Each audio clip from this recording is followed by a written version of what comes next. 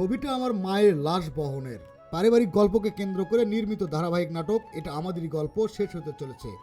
গত বছরের 5 নভেম্বর থেকে শুরু হওয়া নাটকের প্রতিটি পর্বই দর্শক প্রিয়তা পেয়েছে। শেষ সময় এসে নাটকের প্রতিটি পর্ব নিয়ে নাটকের ফেসবুক গ্রুপগুলোতে চলছে আলোচনা।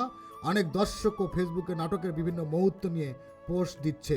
এবার নাটকের 50তম পর্বের একটি দৃশ্য আবেগ আপ্লুত হয়ে নিজের ব্যক্তিগত স্মৃতিচারণা করছেন নাটক নির্মাতা মোস্তফা কামাল রাজ। মুক্তি পেয়েছে ধারাবাহিকটির 49তম এপিসোড, যে পর্বটি কাঁদাচ্ছে দর্শকদের। সেখানে ফাহাদ, ইরফান সাজ্জাদ ও সামির খায়রুল বাশারের বাবা মৃত্যু দেখানো হয়েছে। এই এপিসোডটি ইউটিউবে মাত্র 49 মিনিটে মিলিয়ন ছাড়িয়েছে, আর 1 ঘন্টা 49 মিনিটে রিয়েল টাইম ভিউ 2 মিলিয়ন। 50তম পর্বের দৃশ্যে দেখা যায় বাবার লাশ খাটিয়ার করে নিয়ে যাচ্ছেন ফাহাদ, আর এ দৃশ্যের সঙ্গে নিজের প্রিয় মানুষের লাশ বহনের স্থির চিত্র সংযুক্ত করে রাজ লিখেছেন, বাস্তব জীবনে যখন আপন মানুষের খাটিয়া কাঁধে নিয়েছিলাম মনে হয়েছিল পৃথিবীর সবচেয়ে ভারী জীবনটা বইছি। আজকে আমরা পেছনে দাঁড়িয়ে সেই একই দৃশ্য যখন পরিচালনা করছিলাম, হৃদয়ের পুরানো ক্ষতগুলো আবার নতুন করে জেগে উঠল।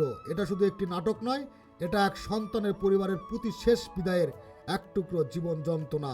পোস্টটি নিয়ে আমাদের রাজ বলেন, ছবিটি আমার মায়ের লাশ বহনের। বাবার সময়ের কোনো ছবি ছিল না, তবে শুধু এক দৃশ্য নয়, নাটকে ফাহাদ বাবার মৃত্যুর সময় সব ঘটনা আমার বাবার মৃত্যুর সময়কাল ঘটনা থেকে নেওয়া।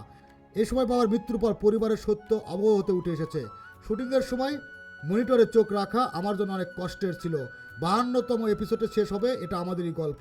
নির্মাতা রাত জানিয়েছে শেষ পর্বটি হবে বিশেষ মেগা এপিসোড। প্রতি মঙ্গলবার ও বুধবার রাত 9:30 চ্যানেল আয়ের প্রচারিত নাটকটি পরে এটি সিনেমাওয়ালা ইউটিউব চ্যানেলেও প্রচার করা হয়।